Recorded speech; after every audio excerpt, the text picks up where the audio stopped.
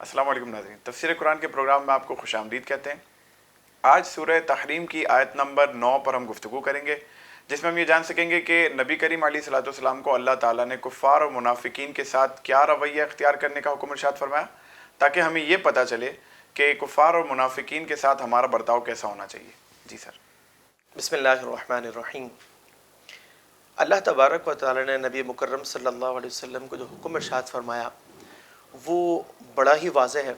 پہلے ہم آیت کریمہ پر آتے ہیں اور اس کے بعد اس کی ڈیٹیل پر گفتگو کرتے ہیں۔ ارشاد باری تعالیٰ ہے، یا ایھا النبی جاہد الکفار والمنافقین، اے نبی کفار و منافقین کے خلاف جہاد کرو، وغلظ علیہم، ان پر سختی فرماؤ، ومأواہم جہنم، ان کا ٹھکانہ جہنم ہے، وبئس المصیر، اور کتنا برا ٹھکانہ ہے۔ یہ جو آیت کریمہ ہے اس میں آغاز میں اللہ تبارک و تعالی نے نبی کریم صلی اللہ علیہ وسلم کو کفار اور منافقین کے خلاف جہاد کا واضح اور بڑا کلیئر حکم ارشاد فرمایا، ٹھیک ہے۔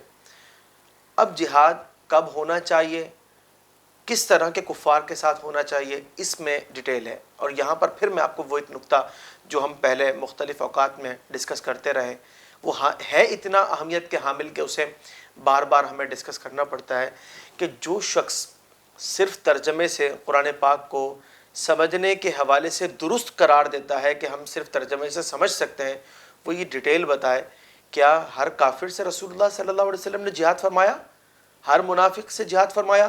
حالانکہ حکم تو اللہ تعالیٰ نے فرمایا کہ اے نبی کفار و منافقین سے جہاد کیجیے۔ تو اس کا مطلب یہ ہے کہ اس میں ڈیٹیل ہے، آپ صرف ترجمہ پڑھ کر صحیح مفہوم تک نہیں پہنچ سکتے۔ تفسیر کا لازمی سہارا لینا ہوگا، بلکہ مفسرین تو اس کی وضاحت کریں گے، پھر فقہا بیان فرمائیں گے کہ اس کی شرائط کیا ہے کہ جس وقت ایک مسلمان پر جہاد جو ہے وہ فرض عین ہوگا یا فرض کفایہ ہوگا۔ سب سے پہلے ہم اس بات کو سمجھتے ہیں۔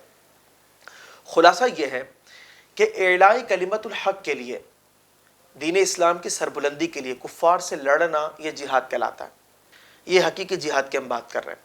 جہاد کبھی تو فرض عین ہوتا ہے، اور اس کی صورت یہ ہوتی ہے کہ جب کفار جو ہیں وہ حملہ کر دیں اپنے شہر یا ملک پر، تمام رہنے والے باسیوں پر جو ہے جہاد فرض عین ہو جائے گا۔ اگر وہ استطاعت نہ رکھتے ہوں تو اطراف والوں پر جو ہے جہاد فرض عین ہوگا۔ لیکن اس میں بھی فقہا نے مزید کلام کیا کہ اگر حاکم اسلام جو ہیں وہ جب حکم دیں گے تو سب پر جہاد فرض عین ہوگا، بصورت دیگر فرض کفایہ ہوگا۔ یہ کس صورت کی بات ہے کہ جب وہ لڑنے کی استطاعت نہیں رکھتے اور اطراف والے جو ہیں انہیں جہاد پر جانا ہے۔ اب ان کے بارے میں دو صورتیں ہیں، ورنہ اگر اپنے شہر پر حملہ ہوا یا اپنے ملک پر حملہ ہوا پھر تو سب پر بغیر کسی قید کے جو ہے یہ فرض عین ہوگا۔ اچھا، اب فرض کفایہ کب ہے؟ مثال کے طور پر کوئی شخص ہے، وہ اعلاء کلمت الحق کے لیے کفار سے لڑنا چاہتا ہے، وہ کسی مقام پر جو ہے وہ جہاد کرنا شروع کر دیتا ہے جہاں پر جہاد ہو رہا ہے، تو یہ اس کے لیے فرض کفایہ تھا، ٹھیک ہے۔ اب کس طرح کے کفار جن کے ساتھ جو ہے وہ جہاد کیا جائے گا، اس کے اندر کافی ڈیٹیل ہے جو کہ فقہ کتابوں کے مطالعے کے ذریعے بہتر طور پر سمجھی جا سکتی ہے۔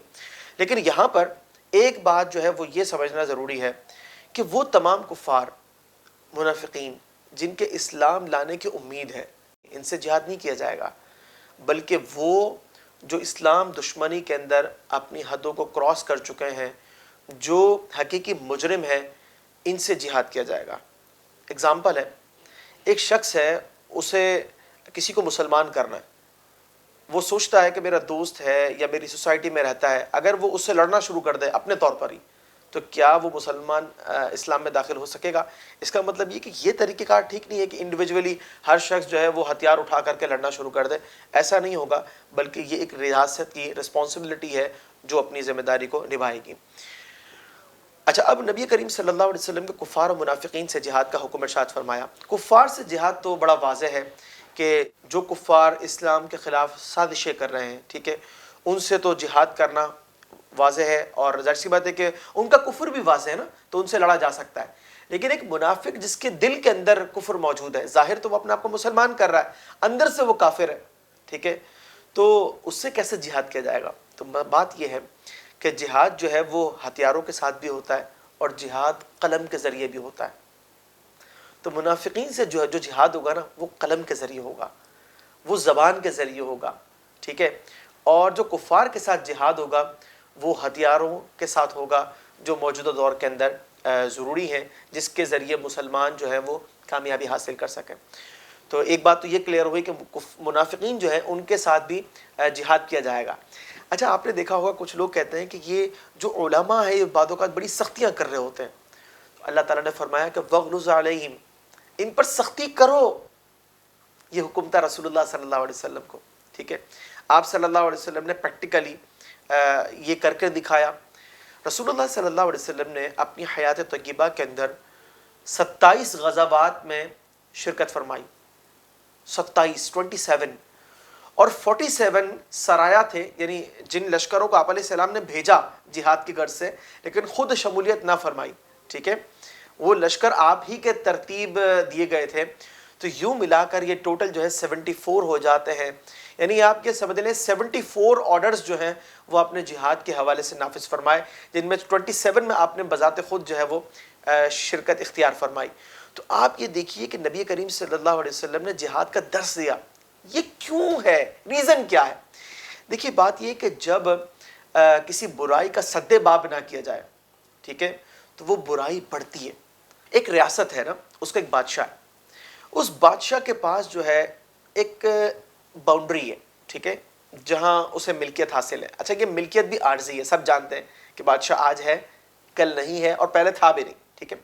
لیکن اس بادشاہ کو یہ اختیار حاصل ہوتا ہے کہ وہ اپنی رعایا کے لیے احکامات نافذ کرے, اور ہر ذی شعور شخص اسے تسلیم کرتا ہے کہ بادشاہ اپنی رعایا کے اندر, اپنی سلطنت کے اندر احکامات نافذ کرنے کا مکمل اختیار رکھتا ہے.